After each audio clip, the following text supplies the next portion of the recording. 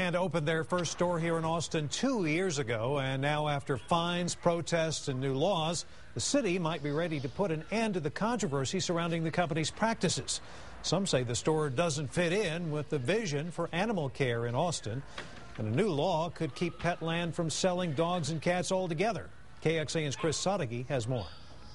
Petland has been a good spot for Stephen to find new friends, like Phoebe. She's the third dog I've got from a Petland over the years. He says it's the perfect place to take a look until you find just the right doggy in the window. You know, it's kind of convenient that you can stop in the Petland and view, 10 or 20 different breeds of dogs without having to search all over the state. But while he's a fan, Petland, the country's largest retail seller of dogs and cats, has made plenty of enemies since moving to Austin 2 years ago. We have protesters every single weekend that are out. The city passed ordinances as soon as Petland arrived about paying for unspayed or unneutered dogs that they've sold. And last year, Petland was facing fines for not following through on that payment.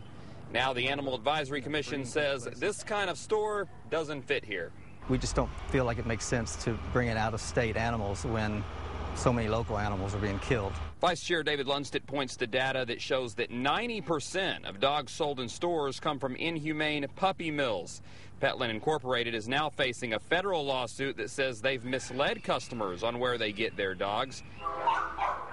And with an animal shelter at 100%, banning Petland from selling dogs would be a big step forward in the goal to become a no-kill city. And we think by eliminating the influx of out-of-state unneutered puppies, that's going to help the situation in the long run.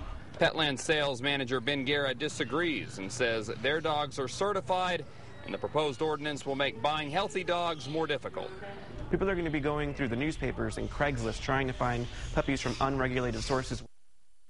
That was Chris Sadeghi reporting. If you're wondering about breeders in the proposed ordinance, it exempts dogs that are born and raised on site. So the target is a Petland type of business. At the meeting tonight, the commission is expected to pass this proposal on to the Austin City Council.